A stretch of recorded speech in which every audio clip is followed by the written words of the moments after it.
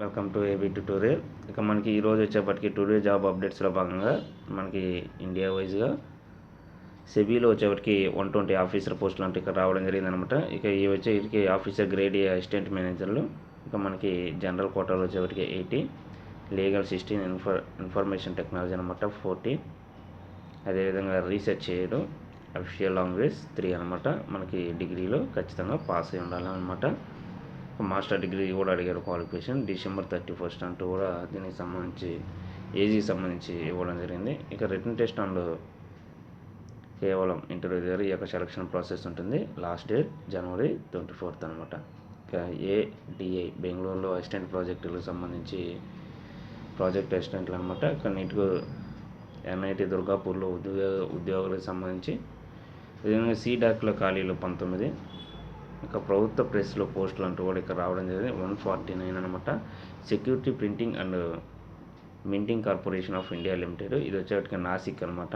మనకి ఇక్కడ వచ్చేప్పటికి 149 జాబ్స్ అయితే రిలీజ్ అవ్వడం జరిగింది. ఇక మనకి ఇవి వచ్చేటికి వెల్ఫేర్ ఆఫీసర్ ఒకటి, సూపర్వైజర్లు 16, సెక్రటేరియట్ అసిస్టెంట్ ఒకటి, జూనియర్ ఆఫీస్ అసిస్టెంట్లు ఇవి వచ్చేప్పటికి ఏదైనా డిగ్రీతో 6 ఉన్నాయన్నమాట. జూనియర్ టెక్నీషియన్ ఇవి ఎక్కువగా ఉన్నాయి 125 అనమాట. మనకి ఇవి వచ్చేప్పటికి ప్రధానంగా కేవలం printing, mechanical, air conditioning, electrical, electronic స్టైల్లో ITI పాస్ అయి ఉండాలి. మనకి శాలరీస్ కూడా ఇవ్వడం జరిగింది. January 25 అనేది లాస్ట్ డేట్ అనమాట. సో అదేవిధంగా మనకి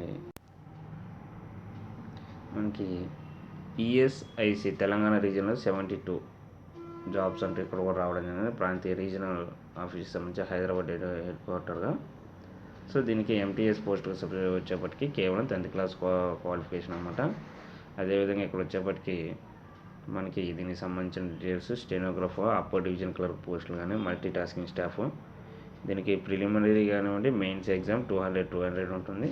ఇక మనం ఆన్లైన్లో అప్లై చేసుకోవాలి. లాస్ట్ డేట్ February వరకు ఇచ్చారు, 15th అనమాట. వెబ్సైట్ కూడా ఇవ్వడం జరిగింది. ఇక మిథాని హైదరాబాద్లో 61 పోస్టులు అంటూ ఇక్కడ కూడా మనకి నోటిఫికేషన్ అయితే రిలీజ్ అవ్వడం జరిగింది. సో నెక్స్ట్ వచ్చేప్పటికి ఇదే డిపార్ట్మెంట్కి సంబంధించి ఆంధ్రప్రదేశ్ రాష్ట్రానికి సంబంధించి ఇక్కడ వచ్చేప్పటికి హెల్త్ డిపార్ట్మెంట్ ల్యాబ్లో పనిచేయడానికి ఉద్యోగుల భర్తీకి ఇవి వచ్చేప్పటికి అవుట్సోర్సింగ్ అనమాట. మనకి 15 పోస్టులు అయితే రిలీజ్ అవ్వడం జరిగింది. DMHO కృష్ణా డిస్ట్రిక్ట్కి సంబంధించి ఇక్కడ కూడా మనకి 3 వేకెన్సీస్ ఉన్నాయి. ఇక ESIC రీజియన్లో 35 పోస్టులు అంటూ కూడా ఇక్కడ కూడా ఇవ్వడం జరిగింది. దీని సెలక్షన్ ప్రాసెస్ అన్నీ కూడా ఇవ్వడం జరిగింది అనమాట. సో ఇది మనకి ఈరోజు ప్రధానంగా అనమాట టుడే జాబ్స్ అప్డేట్స్లో భాగంగా ఈరోజు ఉన్నటువంటి నోటిఫికేషన్ అనమాట. ఇలాంటి మరిన్ని అప్డేట్స్ కోసం ఈ యొక్క ఛానల్ని లైక్ చేయండి, షేర్ చేయండి, సబ్స్క్రైబ్ చేయండి. Thank you.